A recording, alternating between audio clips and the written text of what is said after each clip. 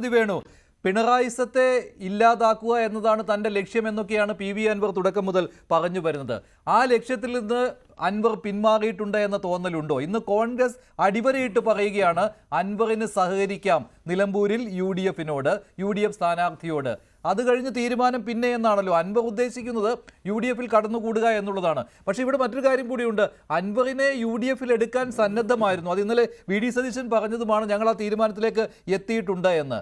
പിന്നെ അൻവർ തന്നെ കുഴിച്ച കുഴിയിൽ അൻവർ ചാടുകയാണോ ചെയ്തിരിക്കുന്നത്? ഷൗക്കത്തിനെ ചീത്ത വിളിക്കുക, അതുപോലെ തന്നെ നിയമസഭാ തെരഞ്ഞെടുപ്പിലേക്ക് ആവശ്യമായ സീറ്റുകൾ പോലും അൻവർ മുന്നോട്ട് വെച്ചിട്ടുണ്ടെന്നാണ് ഇന്നത്തെ അണിയറ നീക്കങ്ങളിൽ നിന്ന് മനസ്സിലാക്കാൻ കഴിയുന്നത്. അപ്പോൾ അൻവറിനെ ഇനി വേണ്ട, ഇങ്ങോട്ട് സഹകരിച്ചാൽ അങ്ങോട്ടാവാം എന്ന കൃത്യമായ നിലപാടിലേക്ക് കോൺഗ്രസ് എത്തിയിരിക്കുകയാണോ ഇപ്പോൾ? അതായത് അൻവറിനെ അത്ര കണ്ട് വിശ്വസിക്കേണ്ട എന്ന്. കഴിഞ്ഞ ജാനുവരി 13 ആണല്ലോ അൻവർ തന്റെ നിയമസഭാ അംഗത്വം രാജിവെക്കുന്നത്. അപ്പോൾ രാജിവെച്ചുകൊണ്ട് അദ്ദേഹം വലിയ പ്രഖ്യാപനങ്ങളൊക്കെ കേരളത്തിൽ നടത്തി. ഇനി എൻ്റെ ജീവിത ലക്ഷ്യം എന്ന് പറയുന്നത് പിണറായിയെ താഴെ ഇറക്കുക, അതിനുശേഷം മാത്രമേ ഞാൻ വിശ്രമിക്കൂ. പണ്ട് രാജ്നാരായണൻ പറഞ്ഞതുപോലെ ഇന്ദിരാഗാന്ധിയെ താഴെ ഇറക്കിയതിന് ശേഷമേ ഞാൻ എൻ്റെ താടി വടിക്കുകയുള്ളൂ എന്ന് പറഞ്ഞതുപോലെ ഇദ്ദേഹം വലിയൊരു പ്രതിജ്ഞയുമായിട്ടാണല്ലോ പറഞ്ഞത്. ഇനി എൻ്റെ ജീവിത ലക്ഷ്യം എന്ന് പറയുന്നത് പിണറായിയെ താഴെ ഇറക്കുക എന്നുള്ളതാണ്. അപ്പോൾ അതിനു മുമ്പ് ഇത് എവിടെയാ തുടങ്ങിയതെന്ന് നമുക്കറിയാം. മലപ്പുറം ജില്ലാ പോലീസ് അസോസിയേഷന്റെ ഒരു മീറ്റിംഗിൽ ജില്ലാ പോലീസ് സൂപ്രണ്ടിനെ ഇരുത്തിക്കൊണ്ട് അദ്ദേഹത്തിന്റെ ഒരു പ്രസംഗം, കക്കാടം പൊയ്കയിൽ നിന്നുള്ള അദ്ദേഹത്തിന്റെ അമ്യൂസ്മെന്റ് പാർക്കിൽ നിന്ന് എന്തോ സാധനം മോഷണം പോയതിന് കൊടുത്ത പരാതി അത് പരിഗണിച്ചില്ല എന്ന് അദ്ദേഹം SPA വേദിയിൽ ഇരുത്തിക്കൊണ്ട് അദ്ദേഹത്തെ ആക്ഷേപിക്കുകയും അദ്ദേഹം അതിൽ ഇറങ്ങിപ്പോകുന്നതൊക്കെ നമ്മൾ കണ്ടതാണ്. പിന്നീട് അദ്ദേഹം പറഞ്ഞത് സുജിത് ദാസിന് നേരെയുള്ള SP സുജിത് ദാസിന് നേരെയുള്ള ആരോപണം, അതിനുശേഷം ADGP MR അജിത് കുമാറിന് നേരെയുള്ള ആരോപണം, ഇങ്ങനെ ഇടതുപക്ഷത്ത് നിന്നുകൊണ്ട് വലിയ ആരോപണങ്ങൾ ഉയർത്തിക്കൊണ്ട് പിണറായി ഗവൺമെന്റിനെതിരെ അതിശക്തമായ നിലപാടുകൾ സ്വീകരിച്ചുകൊണ്ടാണ് അദ്ദേഹം പുറത്തു വന്നത്. ആ നിലപാടുകളിൽ അദ്ദേഹം ഇപ്പോഴും ഉറച്ചു നിൽക്കുന്നു എന്നാണ് ഞങ്ങൾ വിശ്വസിക്കുന്നത്. ഏതായാലും അദ്ദേഹം പറഞ്ഞ കാര്യങ്ങളിൽ കുറെ കാര്യങ്ങളിൽ വസ്തുതയുണ്ട്. അത് കേരളത്തിലെ പൊതുസമൂഹം അംഗീകരിച്ചിട്ടുള്ളതുമാണ്. ഇവിടുത്തെ പ്രശ്നം, അൻവറിന് ഞങ്ങളുടെ മുന്നണിയിൽ പ്രവേശനമുണ്ടോ? സ്വാഭാവികമായും മുന്നണി പ്രവേശനത്തിന് ഞങ്ങൾ അതിന് വാതിൽ തുറന്നിട്ടതാണ്, അതിന് തടസ്സമില്ല. പക്ഷേ ഇപ്പൊ അദ്ദേഹം ഒരു പാർട്ടിയുടെ പ്രതിനിധിയാണ്. ഏത് പാർട്ടിയാണ് അത്? മമതാ ബാനർജി നേതൃത്വം കൊടുക്കുന്ന പശ്ചിമ ബംഗാളിൽ പ്രധാനമായിട്ട് കേന്ദ്രീകരിച്ചിരിക്കുന്ന തൃണമൂൽ കോൺഗ്രസ് എന്ന് പറയുന്ന പാർട്ടിയുടെ കേരള ഘടകത്തിന്റെ പ്രസിഡന്റാണ് അദ്ദേഹം. ആ പാർട്ടി കേരളത്തിലെ ഐക്യജനാധിപത്യ മുന്നണിയുടെ ഭാഗമല്ല.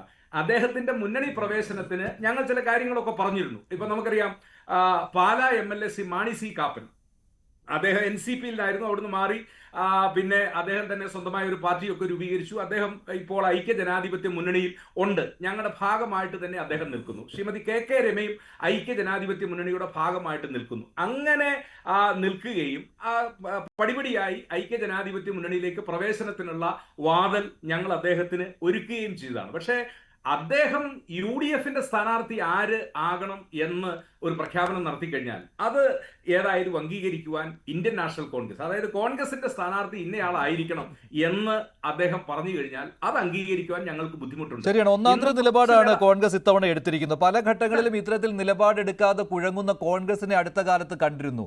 അത് കോൺഗ്രസിന്റെ പിന്നോട്ടടിക്കും കാരണമായിട്ടുണ്ട്. പക്ഷേ ഇവിടെ നല്ലൊരു നിലപാട് കോൺഗ്രസ് എടുത്തു. അൻവറിനോട് പറഞ്ഞു ഞങ്ങളായിരിക്കും ഞങ്ങളുടെ സ്ഥാനാർത്ഥിയെ തീരുമാനിക്കുക എന്ന്.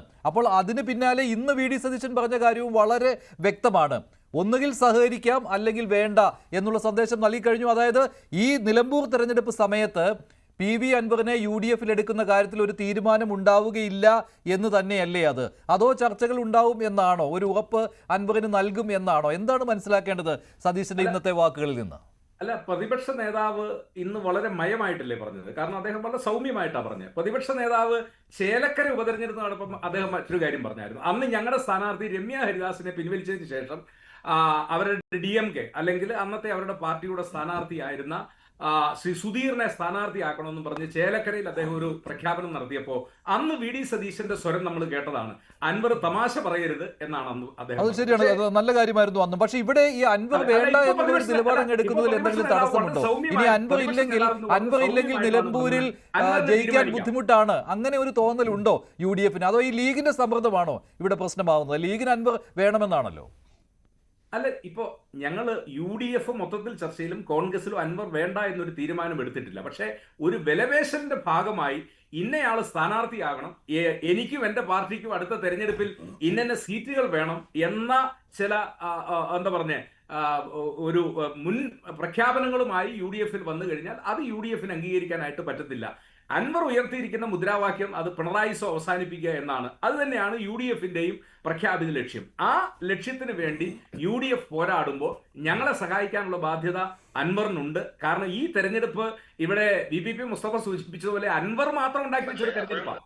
അൻവറിനെ 2026 വരെ അൻവറിന് ആ നിയമസഭയിൽ ഇരിക്കാനുള്ള അവകാശവും അധികാരവും ഒക്കെ ഉണ്ടായിരുന്നു. അൻവർ തന്നെയാണ് അത് വേണ്ട എന്ന് വെച്ചത്. അൻവർ വേണ്ട എന്ന് വെക്കാനുള്ള കാരണം പിണറായി സോ അവസാനിപ്പിക്കാനാണ്. ആ പിണറായി സോ അവസാനിപ്പിക്കാനുള്ള പോരാട്ടത്തിൽ അൻവറിന് ഇപ്പോൾ കരണീയമായിട്ടുള്ളത് നിരുപാധികമായിട്ട് ഞങ്ങൾക്ക് പിന്തുണ നൽകുക. ശരി, ഒരു മണിക്കൂറിനുള്ളിൽ തന്റെ നിലപാട് പറയാമെന്നാണ് PV അൻവർ പറഞ്ഞിരിക്കുന്നത്. അദ്ദേഹം വീട്ടിൽ തിരിച്ചെത്തിയാൽ ഉടൻ തന്നെ ഈ നിലപാട് അറിയിക്കാമെന്ന് പറഞ്ഞിട്ടുണ്ട്. ശ്രീ CK ഷാക്കിർ,